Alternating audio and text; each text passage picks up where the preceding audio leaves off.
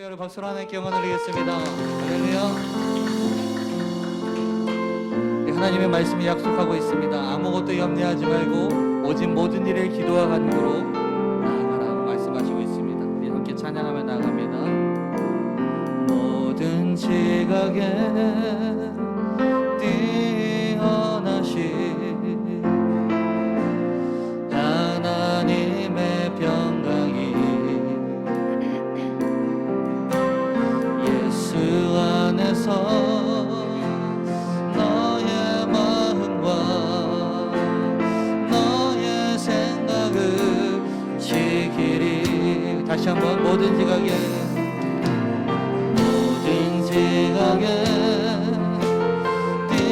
뛰어나신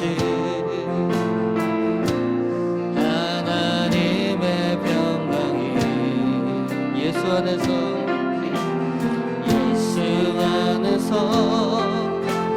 너의 마음과 너의 생각을 지키리. 아무것도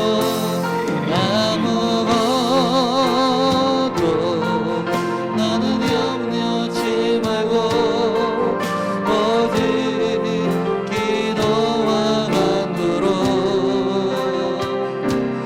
하나님께 너의 구할 것을 감사함으로 하리라.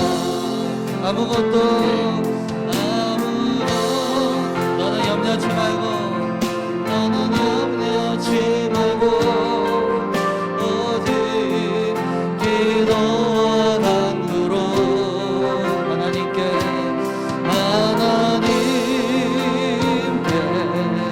너의 구할 것을 감사함으로 하리. 높여서 찬양합니다.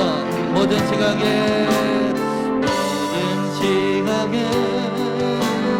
뛰어나신 하나님의 평강이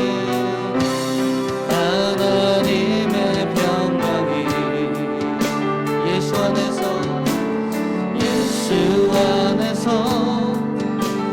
너의 마음과 너의 생각을 지키리. 다같이 오른손 높이 들고 아무것도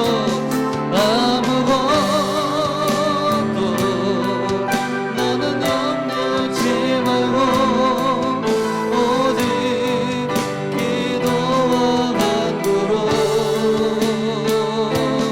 하나님께 너의 구할 것을 감사함으로 하리. 아무것도 너는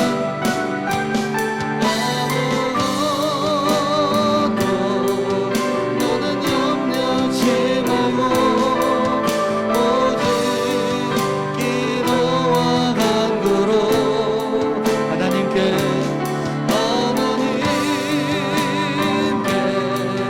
너의 구할 것을 감사함으로 하리라. 할렐루야. 우리 박수로 하나님께 영광 돌립니다. 박수 치면서 모든 지각에 뛰어나신 하나님의 평강이 예수 안에서 너의 마음과 너의 생각을 지키리. 아무것도 나는 염려치 말고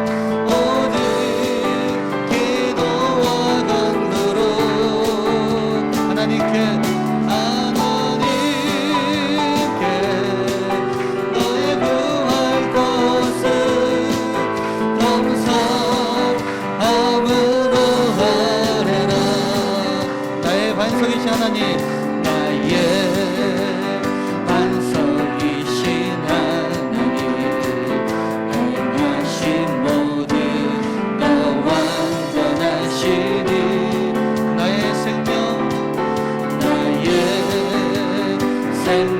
되신 하나님, 내게 행하신 일 찬양합니다. 신실하신 하나님, 신실하신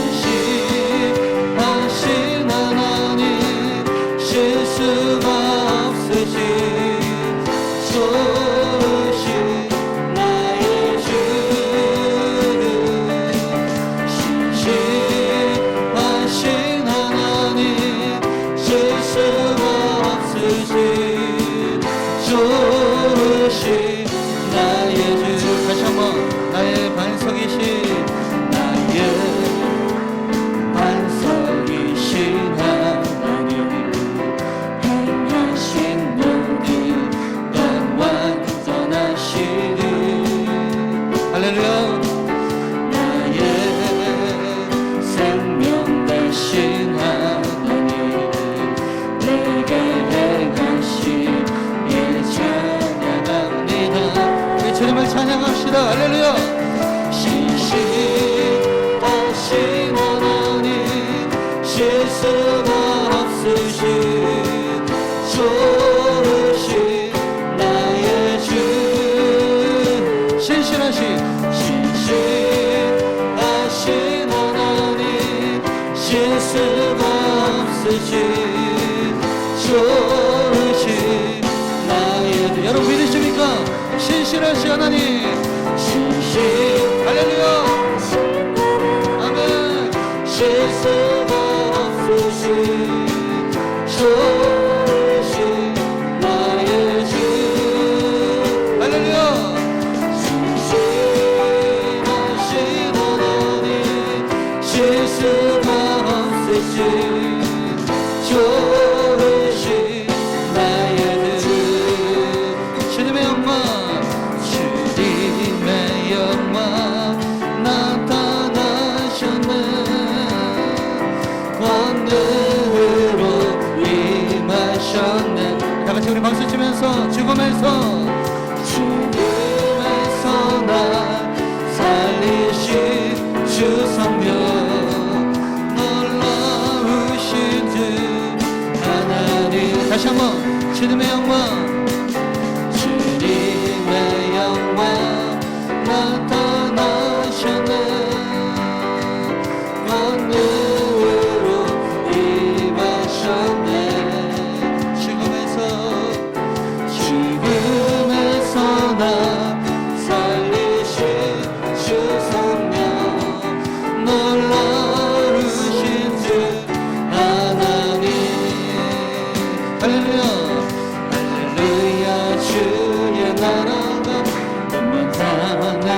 눈을 뜨며 할렐루야 힘하소서. 저는 나는 걷게들이 나는 선포하리. 만왕의 왕 예수 주의 나라 임하시네. 다시 한번, 주님의 영광, 주님의 영광 나타나셨네. 권능으로 임하셨네. 죽음에서 날 살리신, 죽음에서 나 살리신 주 성령, 놀라우신 주 하나님. 다같이 할렐루야. 할렐루야. 주의 나라가 눈먼 눈을 뜨며 할렐루야 힘하소서. 저는 사는 걷게들이 나는 선포한 만왕의 왕, 만왕의 왕 예수 주의 나라 임하시네. 할렐루야. 할렐루야. 주의 나라가 눈먼 사는 눈을 뜨며 할렐루야 힘하소서. 저는 자는 걷게들이 걷게 되리 나는 선포하리 만왕의 왕 예수 주의 나라 임하시네. 나는 선포하겠습니다. 나는 선포하리 만왕의 왕 예수 주의 나라 임하시네. 할렐루야. 주님의 나라가 임하였습니다. 할렐루야. 아멘. 우리 박수 치면서 내가 매일 기쁘게 내가 매일 기쁘게 순례의 길 행함은 주의 팔이 나를 안전함이요 내가 주의 극복을 받는 참된 비결은 주의 영이 함께하. 다시 한번 내가 매일 기쁘게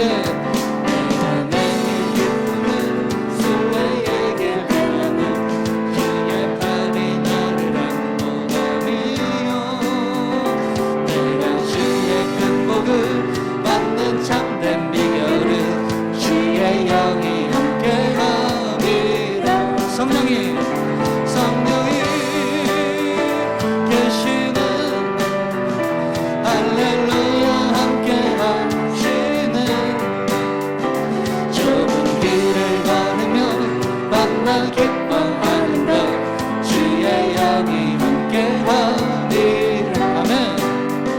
전에 죄에 빠져서 평안함이 없을 때 예수 십자가에 못 입어 그발 아래 엎드려 참된 평화 얻음을 주의 영이 함께하리라.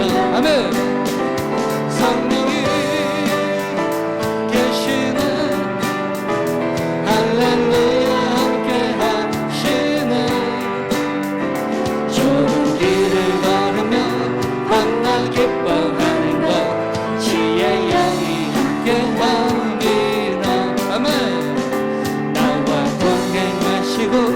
모든 염려하시니 나는 숲에새와 같이 기쁘다. 내가 기쁜 마음으로 주의 뜻을 행함은 주의 영이 함께함이라. 다같이 성령이 계시는 할렐루야 함께하시네 만나 기뻐하는 것 주의 영이 함께함이라. 세상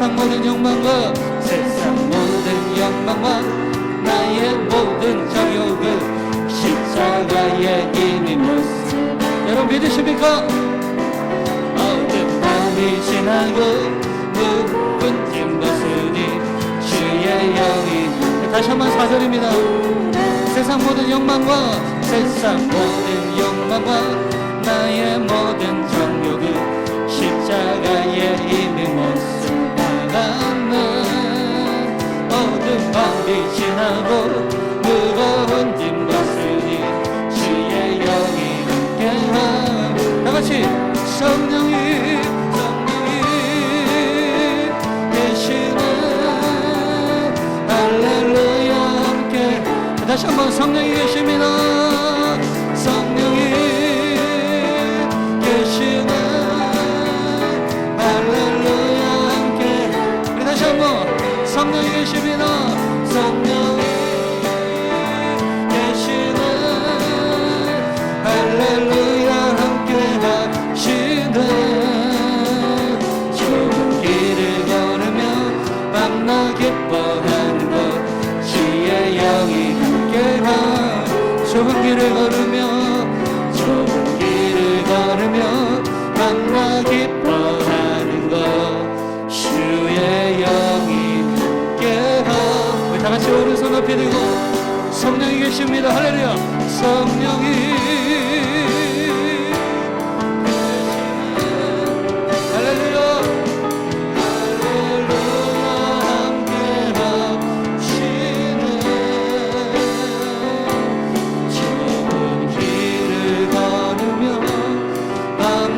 기뻐하는 것 주의 영이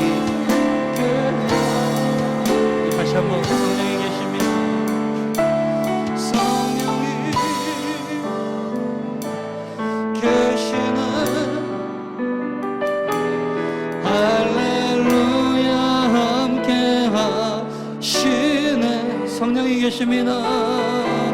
성령이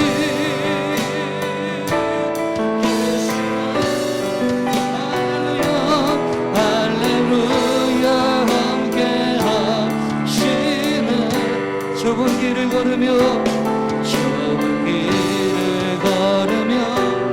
참나 기뻐하는 것 주의 영이 함께하니라.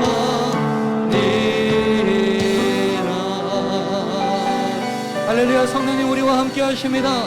우리 박수로 하나님께 영광 돌립니다. 할렐루야.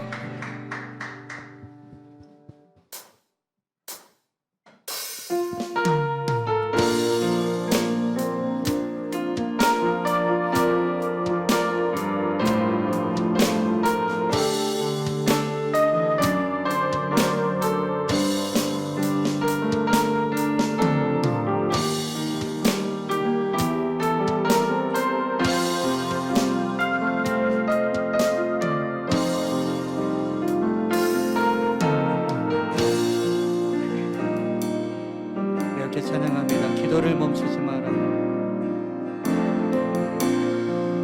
기도를 멈추지 마라.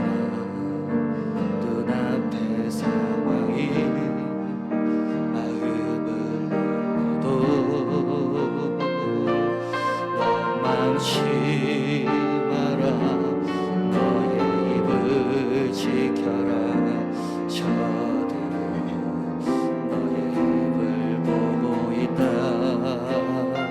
마음을 뺏기지 마라. 마음을 뺏기지 마라. 내가 널 두지 않는 속에 너의 모든 게 불리해도 기도 계속해라. 기도를 멈추지 마라. 내가 너의 그 모든 상황을 바로 역전시키리니 너 기도를 멈추지 마라. 내가 잠시도 쉬지 않고 모든 걸 지켜보고 있으니 나로 역전되리라. 다시 한번 찬양합니다. 기도를 멈추지 마라. 기도를 멈추지 마라. 눈앞의 상황이 마음을 또 원망치 마라. 원망치 마라. 나의 입을 지켜라. 저는 너의 입을 보고 있다. 마음을 뺏기지 마라. 마음을 뺏기지 마라.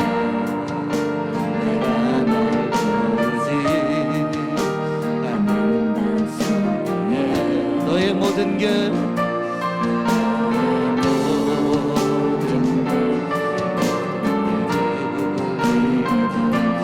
너는 기도를 계속해라.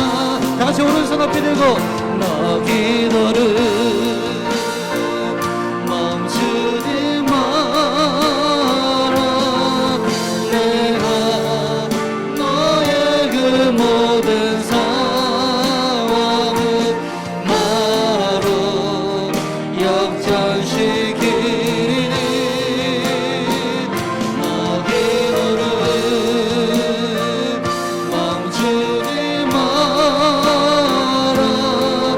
내가 잠시도 쉬지 않고 모든 걸 지켜보고 있으니 너 기도를 멈추지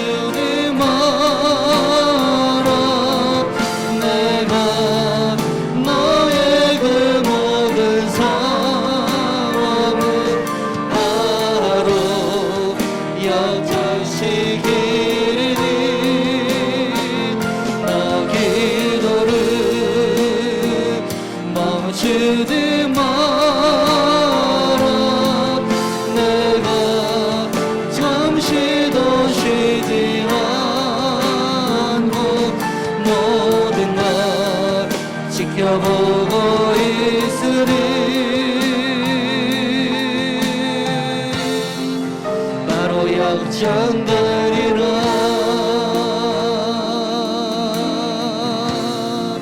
바로 역전되리라. 이제 역전되리라. 이제 역전되리라. 우리 이 시간 다 같이 두 손을 높이 들고 이 시간 함께 기도하기 원합니다. 하나님, 오늘도 하나님께서 우리에게 말씀하신 것을 기대합니다. 하나님 말씀을 통해서 우리의 삶이 역전되어지게 하여 주시옵소서. 주님을 더욱더 바라보게 하여 주시옵소서. 우리가 혹시 주저앉아 있다면 하나님 다시금 말씀을 통해서 우리가 일어서게 하여 주시옵소서. 역전의 용사가 되신 우리 주님을 의지하며 나가게 하여 주시옵소서. 다같이 주여 한번 외치고 통성으로 기도합니다. 시작. 주여. 아버지 하나님, 아버지 이 시간 하나님 아버지 우리가 주님을 바라봅니다. 아버지 하나님, 우리가 혹시 하나님 우리의 자리에서 주저앉아 있다면 아버지 이 시간 우리가 다시금 일어나기 원합니다. 다시금 일어나기 원합니다. 하나님 아버지의 기도를 멈추지 않게 하여 주시옵소서. 우리의 기도를 통해서 역사하여 주시는 아버지 하나님 주님을 보게 하여 주시옵소서. 아버지 하나님, 우리의 기도가 멈춰지지 않게 하여 주시고 우리가 쉬지 말고 기도하며 아버지 범사에 감사하며 항상 기뻐하며 주님의 뜻을 아버지 하나님 이루는 우리 모두가 될 수 있도록 아버지 역사하여 주시옵소서. 오늘도 하나님께서 우리에게 말씀하여 주신 것을 아버지 하나님 기대하며 나아갑니다. 아버지 하나님 주님 함께하여 주시고 주님께서 은혜 베풀어 주시옵소서. 아버지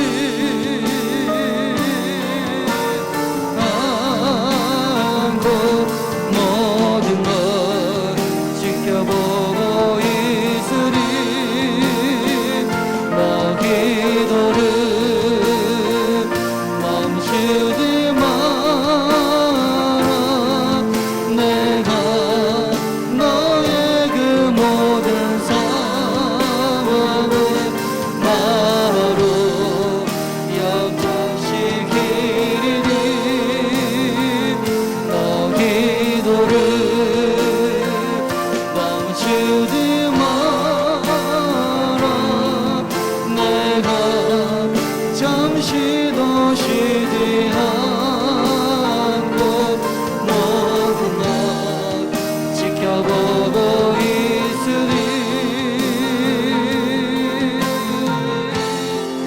바로 역전되리라. 다같이 전능하신 하나님 찬양. 언제나 동일하신 주 전능하신 하나님 찬양. 영원히 다스리는. 사랑하는 나의 아버지, 사랑하는 나의 아버지, 이름 높여드립니다. 주의 나라 찬양 속에 임하시니 감격에 주께 찬송하는 전능하신 하나님 찬양. 언제나 동일하신 주 전능하신 하나님 찬양. 영원히 다스리는. 다시 한번 찬양합니다. 사랑하는 나의 아버지, 사랑하는 나의 아버지, 이름 높여드립니다. 이름 높여드립니다. 주의 나라 찬양 속에 임하시니 능력에 주께 찬송하는 전능하신 하나님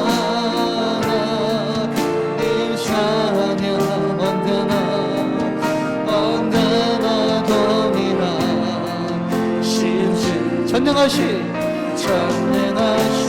하나님 찬양 영원히 다스리는 나 주의 이름 높이리 나 주의 이름 높이리 나 주의 이름 높이리 하늘 높이 멀리 깃발처럼 주의 이름 다 같이 두 손 높이 들고 전능하신 하나님 찬양 언제나 동일한 신수 전능하신 하나님 찬양 영원히 다스리는 영원히 다스리는 두 손 높이 들고 영원히 다스리는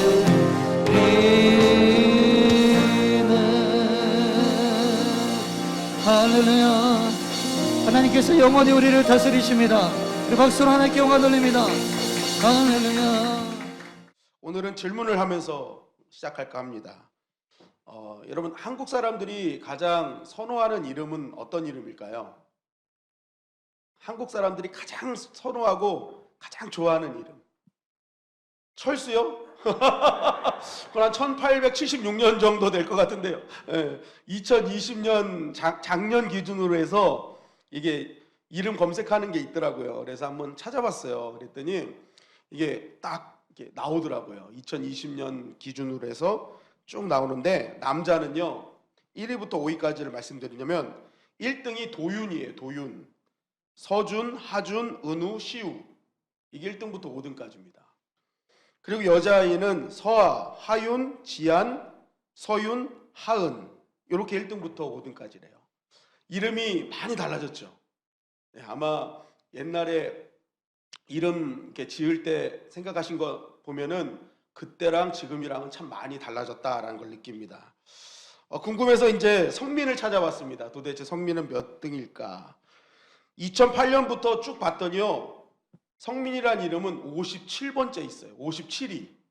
2008년부터 지금 2020년까지 57번째로 선호하는 이름이 성민입니다. 저 무시하지 마십시오. 탑 100에 들어와 있는 사람입니다. 그래서 궁금해서 재선이를 쳐봤더니 2484번째예요. 저랑 상대가 안 돼요. 상대가 안 돼. 저는 벌써 뭐 57번째인데 2484번 뭐 쳐다보지도 못하는 순입니다.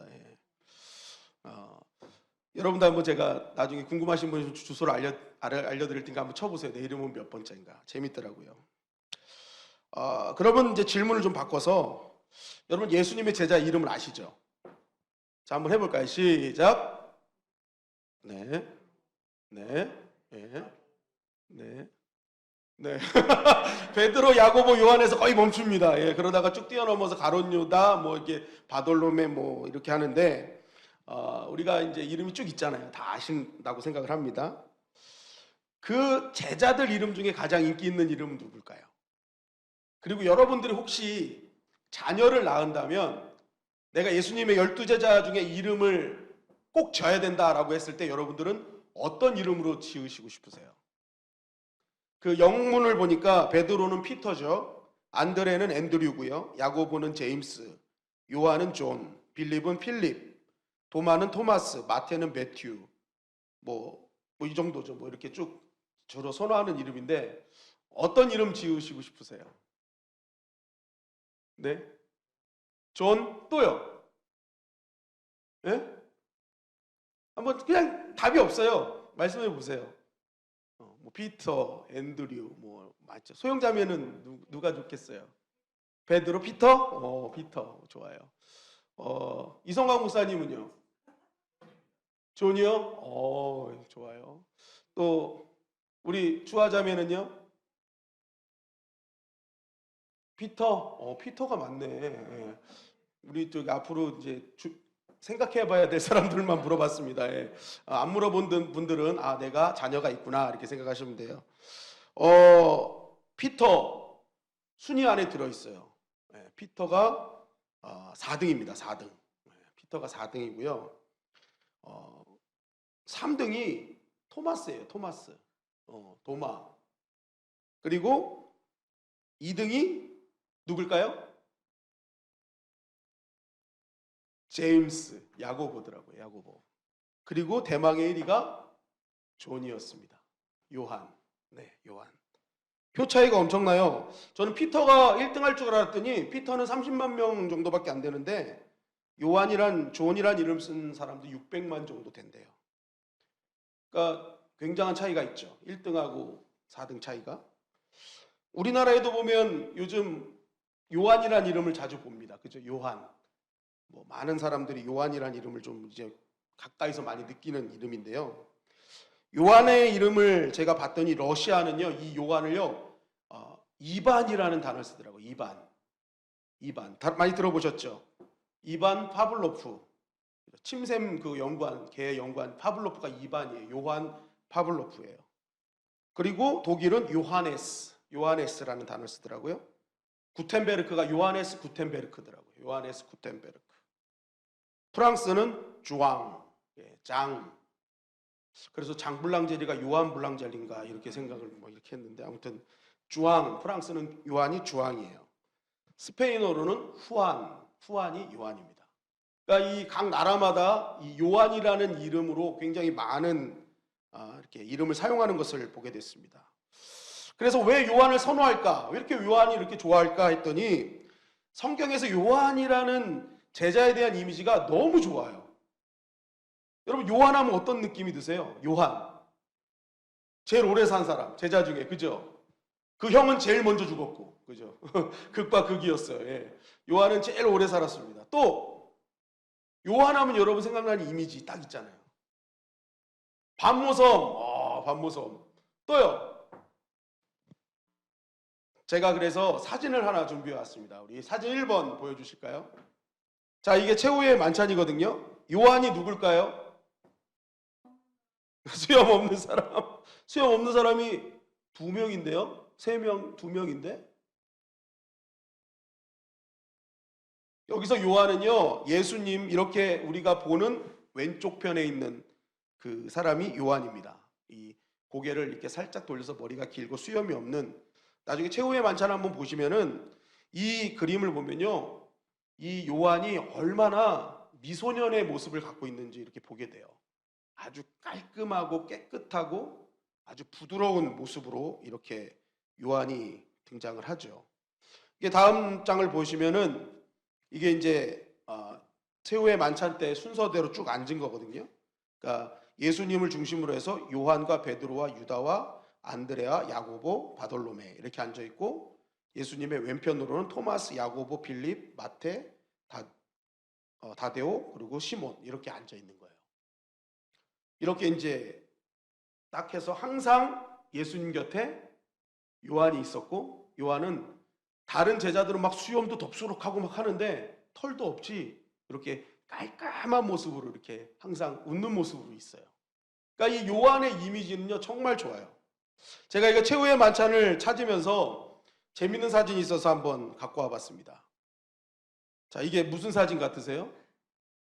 이게 지금 최후의 만찬을 즐기고 있는데 경찰이 온 거예요. 지금 코로나 시대인데 너무 붙어 있다고 그래가지고 다 따닥따닥 떨어져가지고 거리두기를 하고 이제 만찬을 즐긴다라는 그런 사진입니다. 또 사진 한 장 넘으면 이렇게 거리두기에서 앉아 계시다. 이런 또 재밌는 사진들이 있더라고요. 네, 아무튼 여기까지고요. 요한은 이렇게 이미지가 참 좋아요. 겉으로 보여지는 이미지도 막 베드로처럼 막 울럭부락 막 이런 느낌이 아니에요. 그러니까 이 요한이라는 어떤 이미지 자체는 굉장히 이렇게 마음속에 좀 담아두고 싶은 그런 이미지를 좀 갖고 있어요. 특히 이 요한은 십자가상에서 예수님이 자신의 어머니 마리아를 부탁할 때 그것을 받아들이고 평생에 걸쳐 봉양을 했잖아요. 그러니까 사도 요한의 이미지는요 효의 이미지가 있어요. 예수님이 부탁하신 그 요청을 자신의 목숨을 다하는 날까지, 마리아가 죽는 그날까지 아름답게 봉양했던 그러한 이미지가 또 있어요. 그리고 무엇보다도 이 요한에 대한 가장 좋은 이미지를 갖게 된 것은 그가 쓴 말씀들이죠. 그가 쓴 말씀들. 그 사람의 마음을 우리가 알 수 있는 게 얼굴과 말과 글이에요. 그것은 다 그 사람의 마음에서 나오는 겁니다. 그래서 얼꼴이라 그러잖아요. 우리가 우리 얼의 모습이 얼굴이다. 그래서 마음이 기쁠 때는 얼굴에 기쁨이 넘치고 마음이 슬플 때는 얼굴이 슬퍼지고, 그러니까 마음에 있는 모습이 그대로 드러나는 게 얼굴이죠. 그리고 그 다음에 말이라는 거죠. 여러분, 요한이 작성한 글을 보면요 정말 부드럽습니다. 요한 1, 2, 3서도 보면 사랑하는 자들아, 형제들아, 이게 반복적으로 나와요. 사랑하는 자들아, 형제들아. 베드로는 어떻습니까? 근신하라, 깨어라! 막 우는 사자가 삼킬 자를 찾고 있다. 야, 지금 그럴 때냐? 경건해라! 막 이렇게 막 좀 강경하게 막 얘기를 하는데, 요한의 어투는 그렇지 않아요. 사랑하는 자들아, 우리가 서로 사랑하자. 뭔가 이게 차분하고 타일러주는, 품어주는 그러한 느낌이 이 요한이 쓴 글에 등장을 하게 됩니다. 여러분, 글이라는 것을 보면요, 그 사람이 가장 사랑하는 것들을, 품고 있는 것들을 쓰게 되잖아요. 그래서 여러분, 요한복음을 읽고 나면 뭐가 남습니까? 많은 사람들이 요한복음 읽고 나면요 예수님이 남아요. 왜냐하면 요한복음에 예수님만 나와요. 오로지 예수님만 나와요. 그러니까 요한복음을 읽었는데 예수님이 남더라 그러잖아요. 그러니까 이 요한복음을 쓴 요한이 마음속에 무엇을 사랑하고 있다는 걸 느껴요? 예수님 사랑하는 게 느껴지는 거예요. 오직 예수님. 온통 예수님이었던 거죠. 그러니까 그 마음속에는 예수님밖에 없는 그러한 어떤 모습이 우리 가운데 비춰지게 된다는 것이죠. 여러분, 저도 보니까요, 사랑하면 그 작가가 되고 시인이 되는 것 같아요. 저도 한동안 작가가 된 적이 있었습니다. 그게 언제일까요? 제 안에 설재선이 들어왔을 때 엄청 작가가 됐어요. 집사람이 모아놓은 편지가 엄청나더라고요. 막 오글거리는 막 그 멘트들, 군대에서도 쓰고 막 이렇게 편지들을 이렇게 막 모아놨어요. 서신을 모아놓은 게 복음서잖아요. 제 서신을 모아놨으니까 성민복음이 되겠죠, 그죠? 누군가를 사랑하는 그러한 메시지잖아요. 근데 제가 보니까 그때 가장 많은 글을 썼던 것 같아요. 그때 가장 많은 시적인 표현을 쓴 것 같고, 그러니까 누군가를 사랑할 때 그 표현이 등장한다는 것입니다. 사랑하면 어디를 가든지 그 사람만 보이죠. 제가 같이 신앙생활을 했을 때 그 교회 성도님이 3,000명 이상이 됐고 청년만 500명이었어요. 그럼에도 불구하고 그 많은 사람들 중에 보이는 거는 설사슬이 보여요. 막 지나가도 보여요. 아, 오늘은 머리 스타일을 저렇게 하고 왔구나. 아, 오늘은 어떤 색의 옷을 입고 왔구나. 스토커 같아요. 나중에 얼굴만 봐도 아, 저 사람 오늘 슬프구나, 오늘 기쁘구나, 막 이런 걸 알게 되더라고요.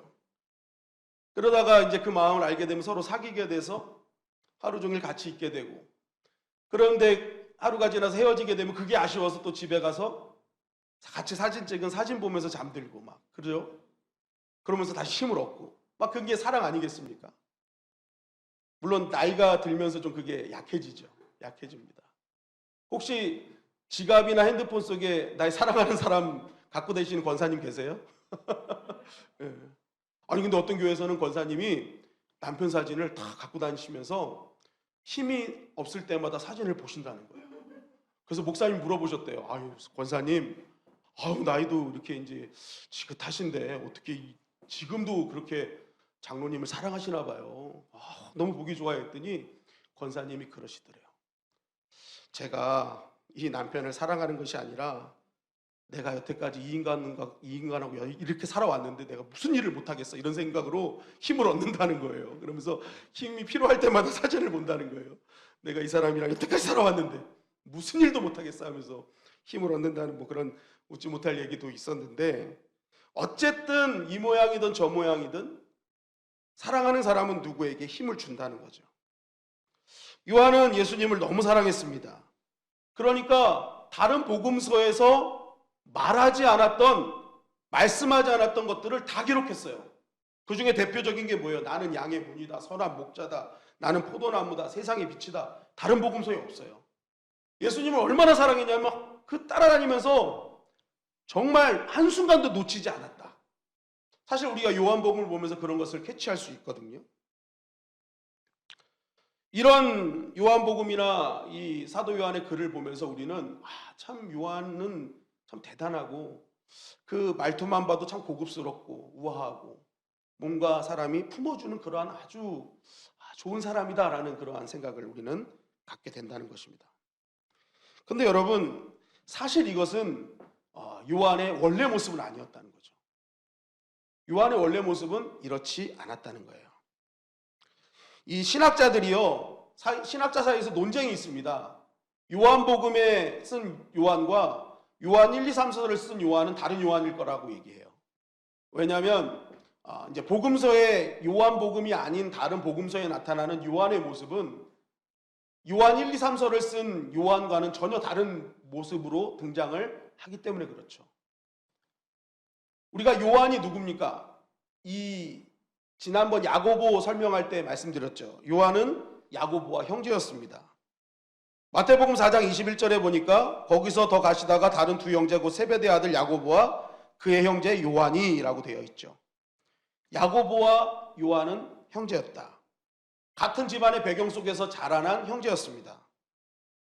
그 야고보의 집안 배경은 어땠습니까? 굉장히 부유한 집이었다.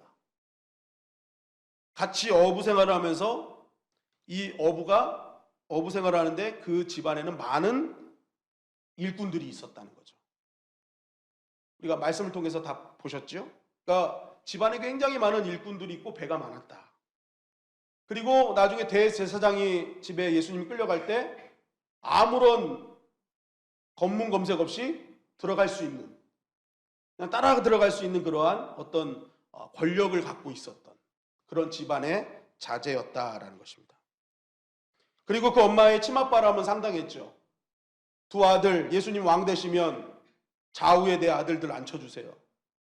그러니까 이 집안의 배경을 보면요, 돈 많고 되게 권력을 갖고 있는 사람들과 연결되어 있고, 엄마는 자녀들을 따라다니면서 치맛바람을 일으키는. 그래서 어떻게 보면 이 집안은 계속 이 형제들 너희들밖에 없어, 너희가 최고야 하면서 우쭈쭈했던 형제들일 가능성이 크다. 물론 다는 아닙니다. 그러나 이런 배경 속에서 자라는 아이들 자기밖에 모르는 그러한 모습이 있을 수 있다는 거죠. 그래서 이들에게는 사회성이 없고 굉장히 자기 뜻대로 안 되면 불같이 화를 내는 그러한 모습이 등장을 했었습니다. 마가복음 3장 17절에 보니까 이렇게 말씀하고 계세요. 시작.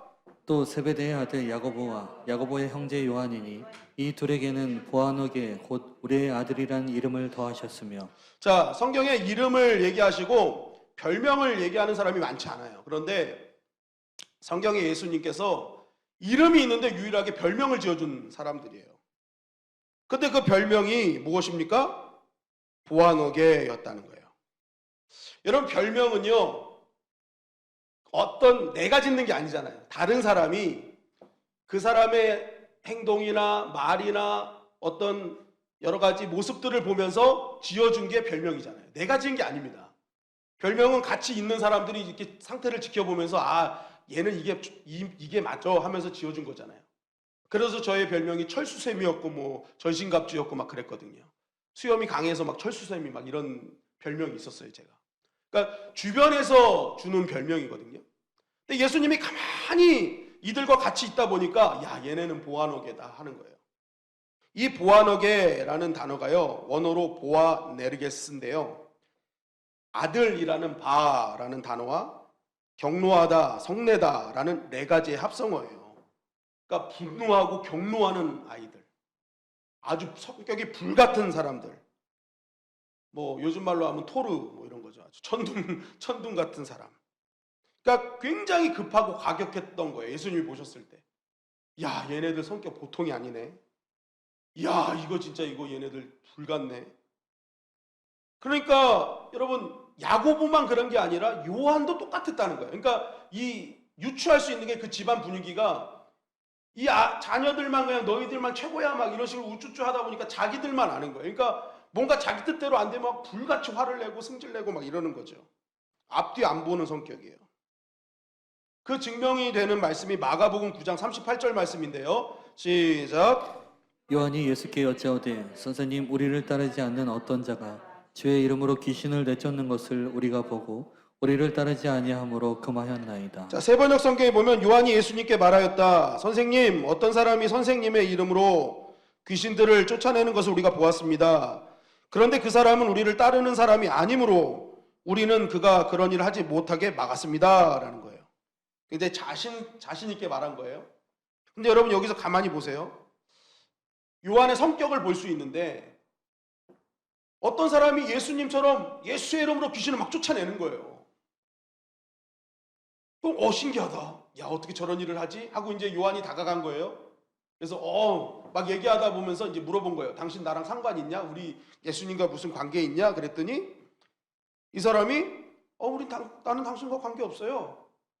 나는 당신들 따르지 않아요. 이렇게 얘기한 거예요. 그러니까 요한이 얼굴색이 바뀌면서 우리랑 상관없네. 야, 너 다시는 그런 거 하지 마. 이거 아주 나쁜 놈들이네. 우리랑 상관없는 것들이 왜 우리 예수님 이름을 갖다 대고 이렇게 해?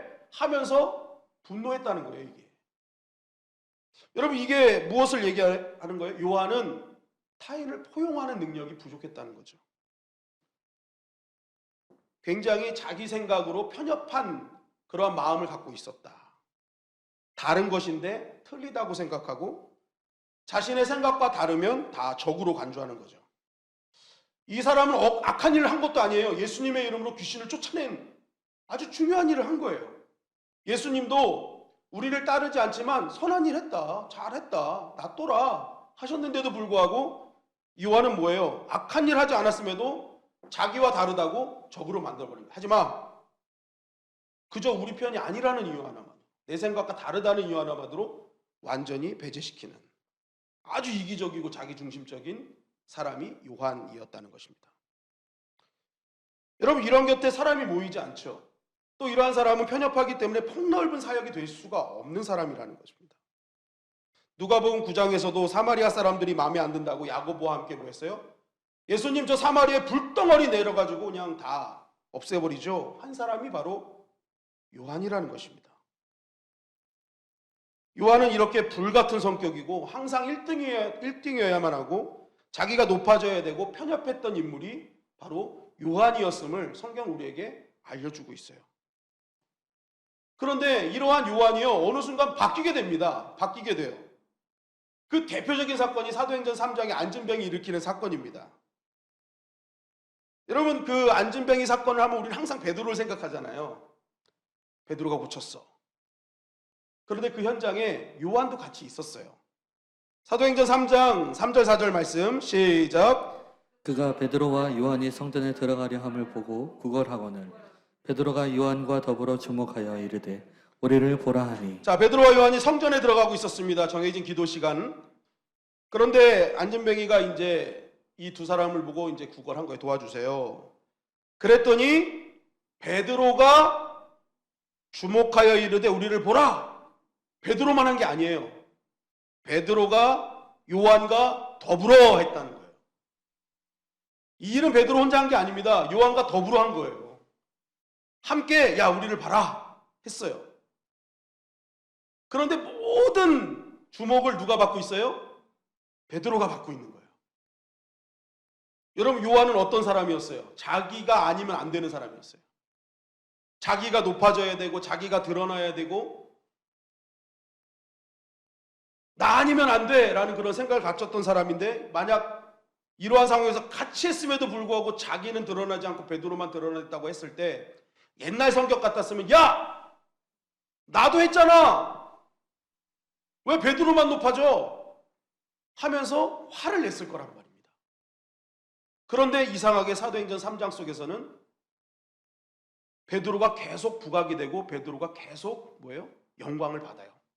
어떻게 보면 인기를 얻죠. 근데 요한은 잠잠히 있어요.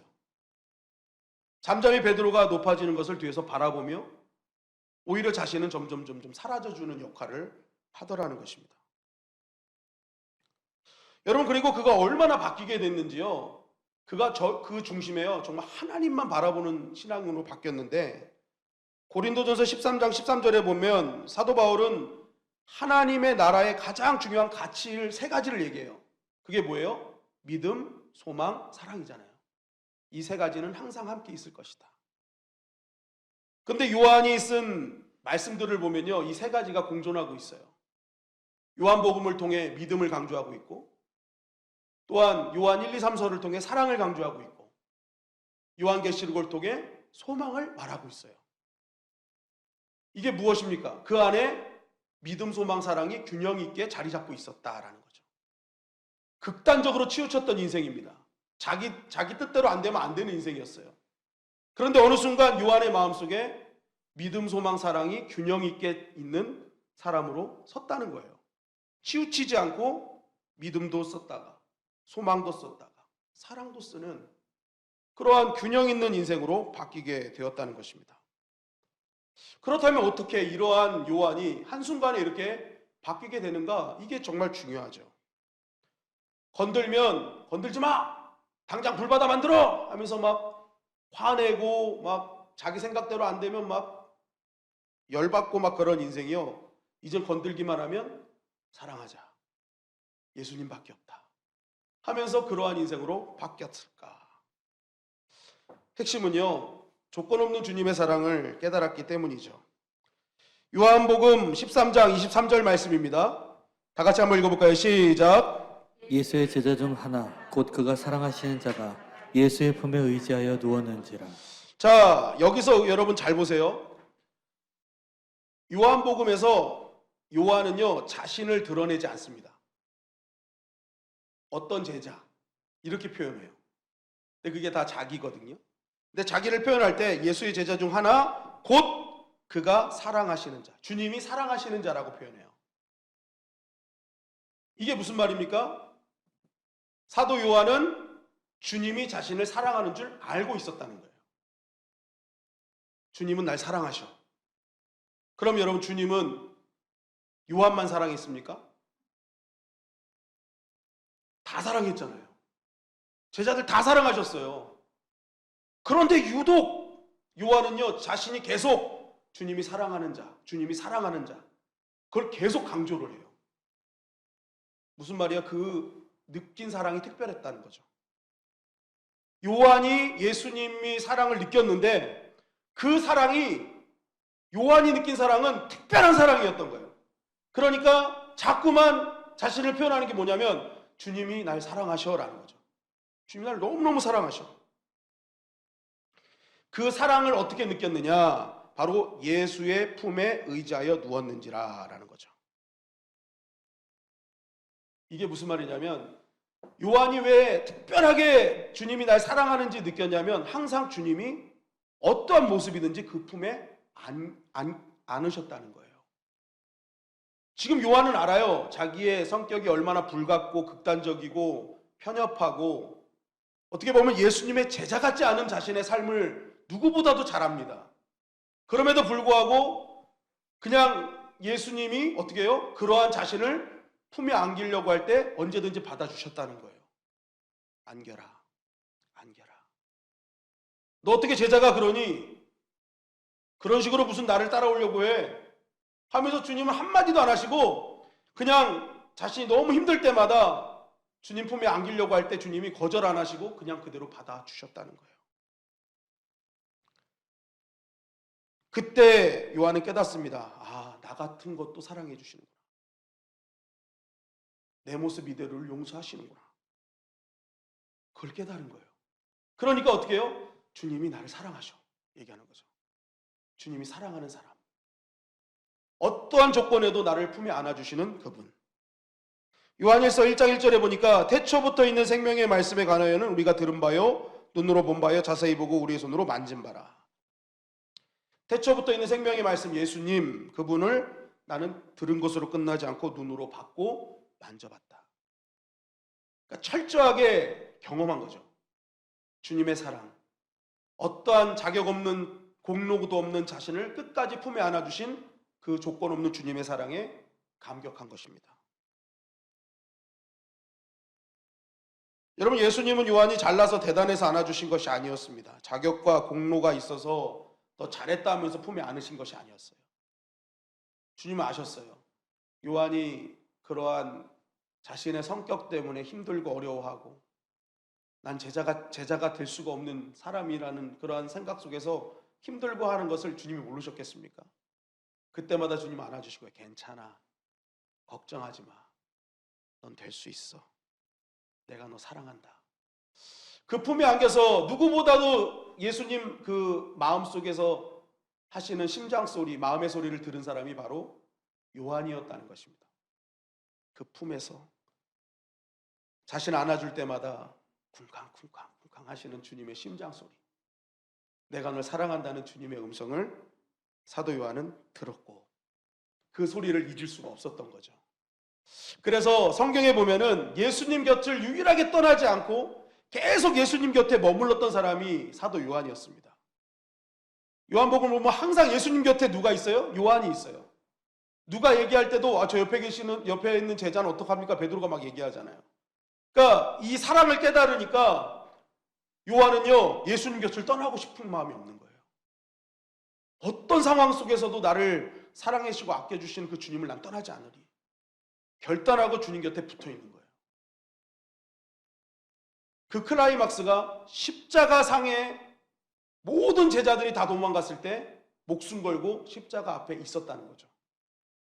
저 주님은 날 끝까지 사랑하신 주님이야. 내가 그 주님의 사랑에 보답할 수 있는 길은 십자가 앞에서 죽음을, 내 생명을 걸고서라도 그분 곁에 있는 거야.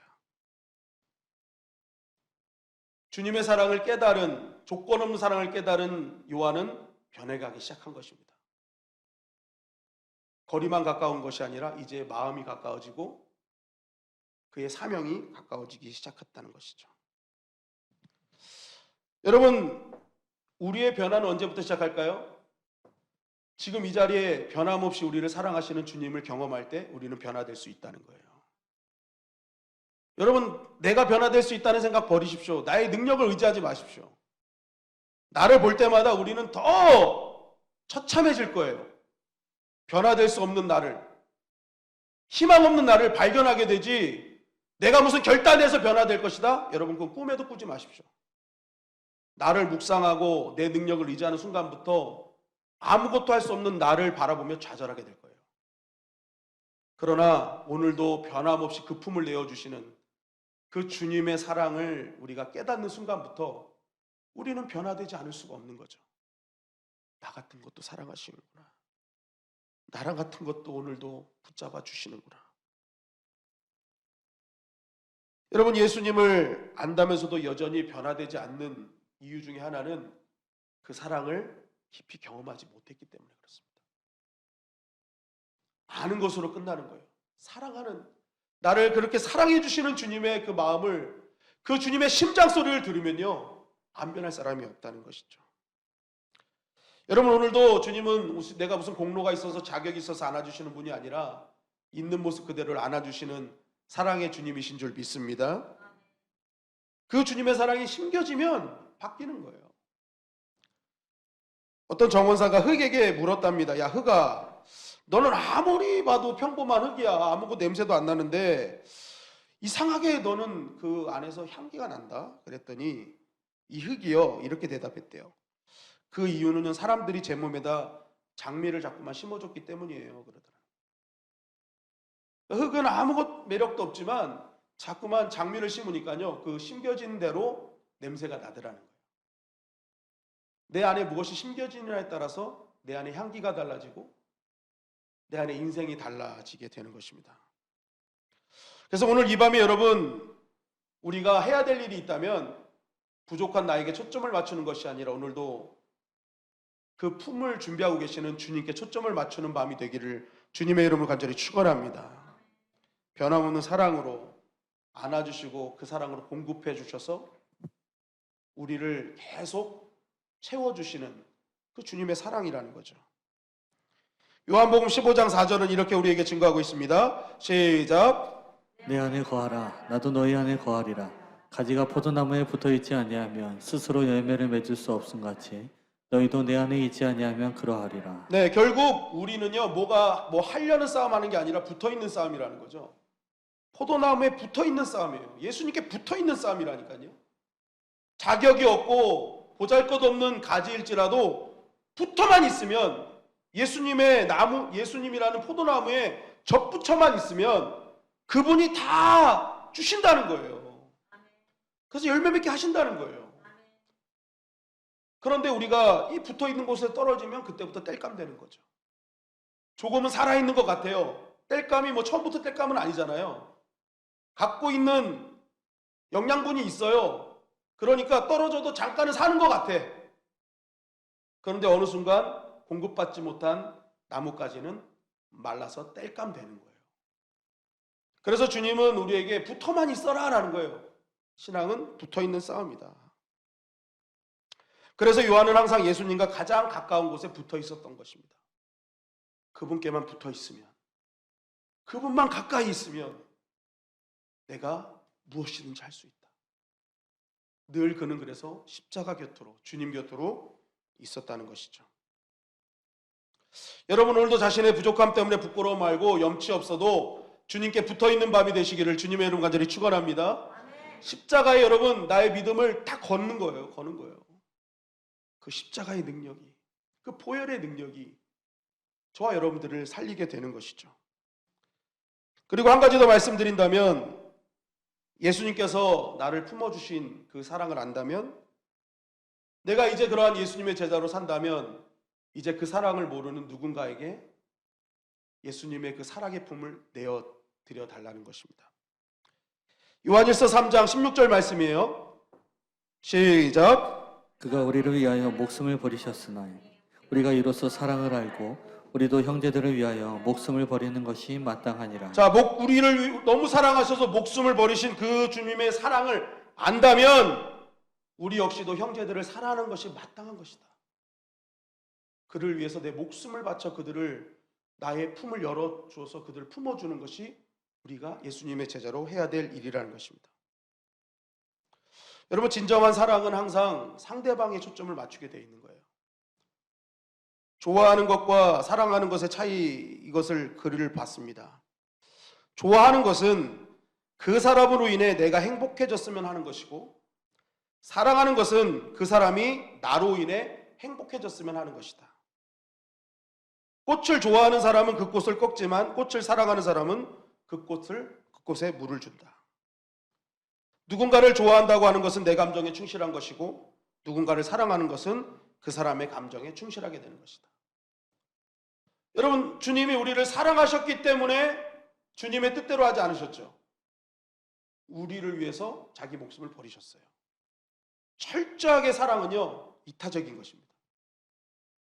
사랑하게 되면요, 그 사람에 맞추게 되어 있다는 거죠. 요한이 주님의 사랑을 알고 지극히 다른 일을 위해서 살아가는 그러한 존재로 살아갔다는 것은요, 요한은 예수님을 좋아한 것이 아니라 진정으로 사랑한 것입니다. 그리고 기꺼이 자기의 목숨을 다해 자기의 품을 내어준 거죠. 자기의 목숨을 다하는 그날까지 예수 그리스도를 증거하는 데 힘을 썼다는 것입니다. 여러분, 주님의 사랑이 그래서 내 안에 들어오기 시작하면요, 누군가 때문에 견뎌야 할 일이 생기게 되는 것입니다. 주님의 사랑이 내 안에 들어오기 시작하면요, 누군가 때문에 내가 온유해야 될 일이 생깁니다. 주님의 사랑이 내 안에 들어오면요, 누군가 때문에 참아야 될 일이 생기게 되는 거예요. 그것은 주님의 사랑이 들어온 사람에게는 지극히 당연하게 나타나는 현상이라는 것입니다. 그리고 그 주님의 사랑이 있는 자는 그것을 이겨내죠. 견뎌낸다는 것입니다. 그리고 이러한 주님의 사랑을 품은 자가 많으면 많을수록 그 교회는 천국이 되겠죠. 여러분, 남자들을 왜 이렇게 품이 넓게 만들었을까요? 여자보다. 품으라고. 품으라고. 내 아내를 품고, 내 사랑하는 사람들을 품고. 우리가 자녀들보다 커지는 이유는요, 품으라고. 그래서 여러분 품으라고 제가 이렇게 계속 커지나 봐요. 계속 커져요. 예. 계속 커져요. 계속 크게 만드신 이유는 그거예요. 품으라고. 여러분, 오늘 주님의 은혜와 사랑을 먼저 경험했다면, 내가 주님의 제자로 살아가기로 결단했다면, 이제 다시 한번 마음을 열어 품어야 되지 않을까. 우리 주님의 영광교회가 진정한 주님의 제자의 삶이요, 그 십자가의 사랑을 안다면 이제 우리가 합병이 되어서 서북교회 갔을 때 그곳에 있는 성도님들을 주님의 사랑으로 품어야 되지 않을까. 그것이 우리에게 주신 사명이 아닐까 생각이 됩니다. 여러분, 나를 사랑하셔서 목숨까지 버리신 그분의 사랑, 그 사랑만 깨닫는다면 우리도 이 시대에 믿음, 소망, 사랑이 충만한 사도 요한이 될 수 있습니다. 오늘 이 밤 내 실력 의지하지 마시고 주님의 능력 다시 한번 붙드는 밤이 되기를 주님의 이름으로 간절히 축원합니다. 주님은 여러분들을 사랑하십니다. 그것도 끝까지 사랑하세요. 그 품 안으로 오늘 들어가셔서 그분의 위로와 평안과 안식을 얻는 은혜의 밤이 되기를 주님의 이름으로 간절히 축원합니다.